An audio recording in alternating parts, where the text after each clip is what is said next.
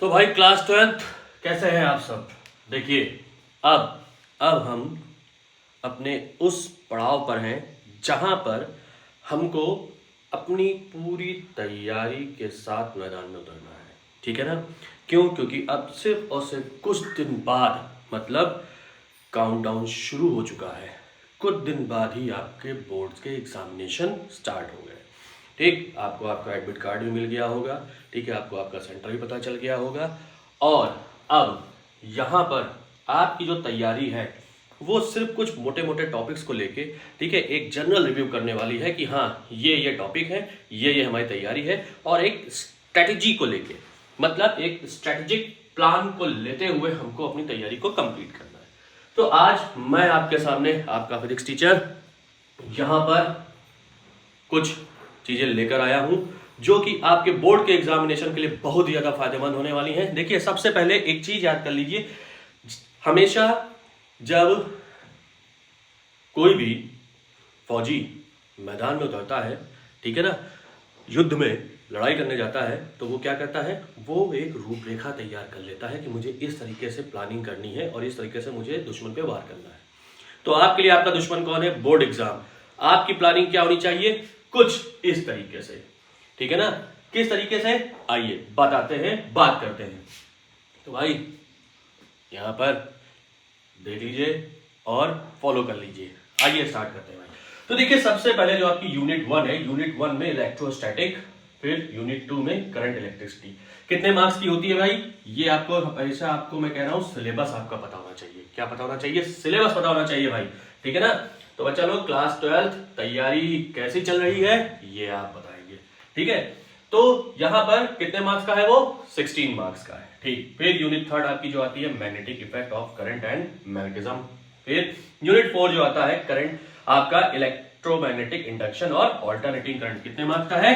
17 marks का है। ये आपका सिलेबस है यूनिट वाइज। ठीक है ना। अभी हम यूनिट की बात कर रहे हैं। ठीक है। आइए अब यूनिट 5 देखिए, इलेक्ट्रोमैग्नेटिक वेव्स, और फिर इसमें आपका यूनिट 6 जुड़ा हुआ है, ऑप्टिक्स। इसमें रे और वेव दोनों आता है। कितने मार्क्स है भाई? 18 मार्क्स का। मतलब अगर हम बात करें तो मैक्सिमम पोर्शन आप किसको देख पा रहे हैं यहां पर? ऑप्टिक्स को। क्लियर? ठीक है। याद कर लीजिए, हमेशा इस चीज पे स्टार बना के रखिए। ये चीज आपकी 110% तैयार होनी चाहिए। कौन? ऑप्टिक्स। चाहे वो रे हो, चाहे वो वेव हो। ठीक है। अब देखिए, अब यहां पे बात आती है आपके यूनिट 7 की। यूनिट 7 में dual nature of radiation and matter. ठीक है। फिर साथ ही साथ यूनिट 8, वो क्या है? Atoms and nuclei. क्लियर? ठीक है। कितने मार्क्स का है भाई? 12 मार्क्स का। ये कितने मार्क्स का था? 18। ये कितने का हो गया? 12। अब आइए, अब हमारी इकलौती यूनिट 9 जो कि है इलेक्ट्रॉनिक डिवाइसेस, सेमीकंडक्टर फिजिक्स, मतलब PN junction diode, half wave, full wave rectifier. ठीक है। जो कि अब आपके सिलेबस में नहीं है, फॉरवर्ड और रिवर्स बायसिंग है। ठीक है। तो वो ये चीज आपकी यहां पर है। कितने मार्क्स की है? इकलौती 7 मार्क्स की है। अच्छा, इससे तो कोई ज्यादा फॉर्मूला भी नहीं है कि दो छोटे छोटे फॉर्मूले हैं। ठीक है, नंबर ऑफ होल्स और नंबर ऑफ इलेक्ट्रॉन्स को लेके। ठीक, तो 7 मार्क्स की। अब हमने मोटा मोटा यहां पे देख लिया कि 16 मार्क्स जो है वो इलेक्ट्रोस्टैटिक्स का है। ठीक है, और करंट इलेक्ट्रिसिटी का है। 17 मार्क्स क्या है? मैग्नेटिक इफेक्ट ऑफ किसका है? ऑल्टरनेटिंग करंट, इलेक्ट्रोमैग्नेटिक इंडक्शन को लेते हुए है। फिर 18 मार्क्स किसको लेके है? इलेक्ट्रोमैग्नेटिक वेव्स और रे ऑप्टिक्स, जिसमें कि सबसे ज्यादा इंपॉर्टेंट क्या है? वो यूनिट 6 है, जिसको हम कह रहे हैं रे ऑप्टिक्स। ठीक है। अब यूनिट 7 में अब फिर देखिए, ये छोटा सा पार्ट है, 12 मार्क्स का है। इसका मतलब डुअल नेचर, ये ज्यादा इंपॉर्टेंट है। ऐसा नहीं कि इंपॉर्टेंट नहीं है। ठीक है, लेकिन वेटेज देखेंगे तो इसका वेटेज ज्यादा है। किसका? इसका वेटेज ज्यादा है। अब इसमें से अगर वेटेज देख रहे हैं तो इसका वेटेज ज्यादा है। ठीक है ना, ये है। क्लियर? अब अगर आप इधर देख रहे हैं तो इसमें क्या है? इसमें तो ये है कि मिक्स चीजें चल रही, क्योंकि ये दोनों चीज इंपॉर्टेंट है। कौन सी? Magnetic effect of current and magnetism, और साथ ही साथ इलेक्ट्रोमैग्नेटिक इंडक्शन और ऑल्टरनेटिंग करंट, क्योंकि इसमें बहुत भरे हुए हैं मोस्ट इंपॉर्टेंट टॉपिक्स। ठीक है ना, जो कि डेली लाइफ में हम लोग यूज करते हैं। ठीक, अब इधर आ जाइए, आंख मूंद के, बिल्कुल आंख बंद करके। ठीक, मतलब कुछ नहीं देखना है। तैयारी कहां से करनी है? तैयारी यहां से करनी है। इन 7 मार्क्स को अपने क्लियर करिए। ठीक है। क्यों? क्योंकि देखिए, ये है इलेक्ट्रॉनिक्स का पार्ट। किसका पार्ट है ये? इलेक्ट्रॉनिक्स का पार्ट। और जब इलेक्ट्रॉनिक्स का पार्ट पीएन जंक्शन डायोड कब बनता है, कब फॉरवर्ड बायसिंग और रिवर्स बायसिंग होती है, कैसे उसमें डिप्लेशन लेयर बनती है, बिगड़ती है, मतलब कब उसकी विड्थ कम हो रही होती, कब उसकी विड्थ ज्यादा हो रही होती है, किस तरीके से वीआई कैरेक्टरिस्टिक ग्राफ बनता है, ठीक है, इसको आप तैयार कर लेंगे। आपके 7 मार्क्स कहीं नहीं गए हैं।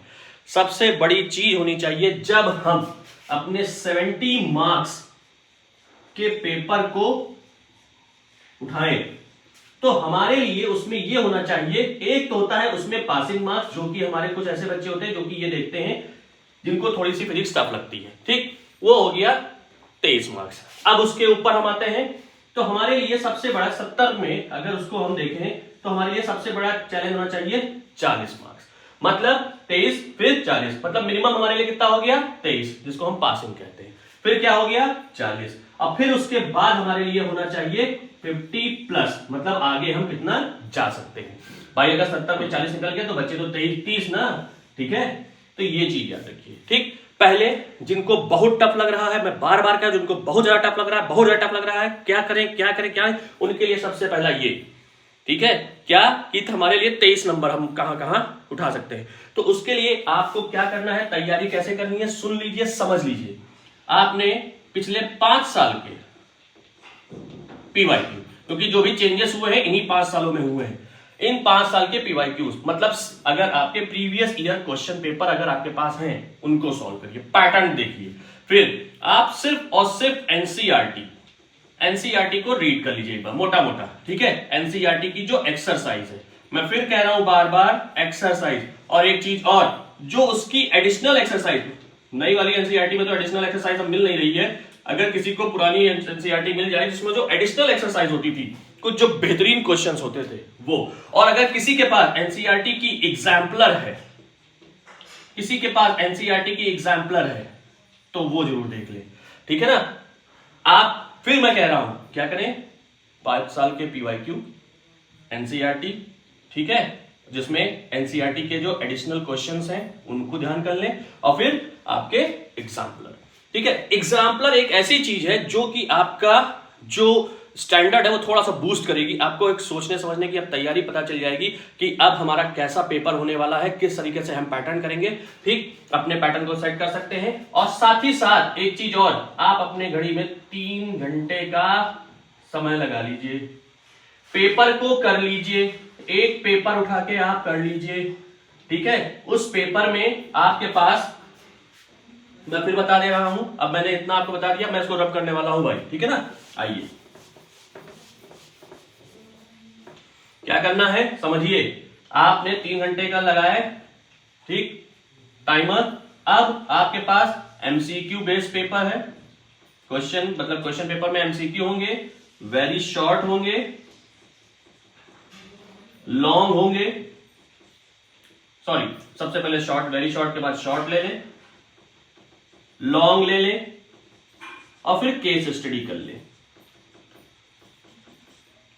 अब इनमें से आप 3 घंटे में अपने आप को ये चेक करिए, जज कर लीजिए कि आप कौन सा पोर्शन सबसे पहले कर पा रहे हैं। मैं फिर कह रहा हूं, इसके लिए प्लीज समय ना गंवाएं, इसको बिल्कुल एट द टाइम रखें। आपके पास फॉर्मूले लर्न होने चाहिए, सारे एक कॉपी पे लिख लीजिए, सारे फॉर्मूले को रट्टा मान लीजिए, ठीक है, एक फॉर्मूले से दूसरा फॉर्मूला बनाना सीख लीजिए, ठीक। तो एमसीक्यू को बिल्कुल लास्ट में रखें, मैं बार बार आपको यही राय दूंगा कि एमसीक्यू को बाद में रखिए, क्योंकि जब आप एमसीक्यू को पहले कर लेते हैं तो आपका दिमाग वहीं पर डाइवर्ट हो जाता है, आप वहीं डर जाते हैं, अरे ये एमसीक्यू नहीं हो रहा, ये एमसीक्यू नहीं हो रहा, ठीक है। तो इसलिए इसको बाद में करें एमसीक्यू, सबसे पहले आप उठाइए केस स्टडी, क्योंकि जब आप अपना पूरा फोकस किसी भी चीज को पढ़ने में लगाते हैं तो आपको उसके आंसर्स, आपको आपकी थिंकिंग कैपेसिटी, आपकी क्रिटिकल थिंकिंग वहीं पे डेवलप हो जाती है, आपको उसके आंसर ढूंढने में ज्यादा टाइम नहीं लगता। तो केस स्टडी से उठाएं, फिर केस स्टडी के बाद लॉन्ग में जहां पर आपको हो सकता है डेरिवेशन मिल जाए। एक चीज और मैं बताऊंगा, अब की बात 70 मार्क्स में आप एक चीज देख रहे होंगे कि जो डेरिवेशंस हैं वो ज्यादा से ज्यादा बस 10 से 12 डायरेक्ट बेस, जो डायरेक्ट बेस पूछे जाते हैं वो 10 से 12 नंबर, इससे ज्यादा नहीं, मैक्सिमम 12 चलेगा तो चलेगा, वरना कितने नंबर के आएगा, 10 नंबर का ही आएगा। कितने नंबर का? 10 नंबर का ही आएगा, ठीक है भाई। 10 से 12 नंबर में डायरेक्ट, मैंने क्या कहा, डायरेक्ट होता है, जैसे गॉस थ्योरम का प्रूफ हो गया, ठीक है। फिर किसका हो गया, पैरेलल प्लेट कैपेसिटर का प्रूफ हो गया, फिर लेंस मेकर फॉर्मूला हो गया, ठीक है ना। इस तरीके से चीजें तो डायरेक्ट ओम्स लॉ का डेरिवेशन हो गया on the basis of drift velocity, ठीक है।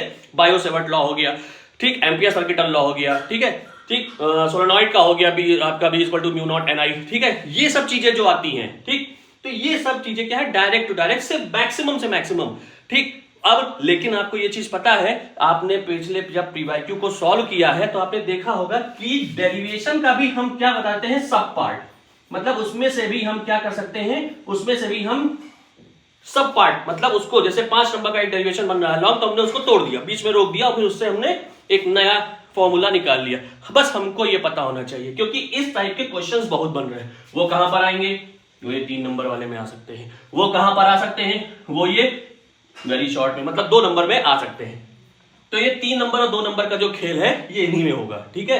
तो अब आप ये चीज समझ लीजिए कि क्वेश्चन पेपर का जो पैटर्न है वो क्या है, ठीक है। क्वेश्चन पेपर का जो पैटर्न है वो क्या है, ठीक।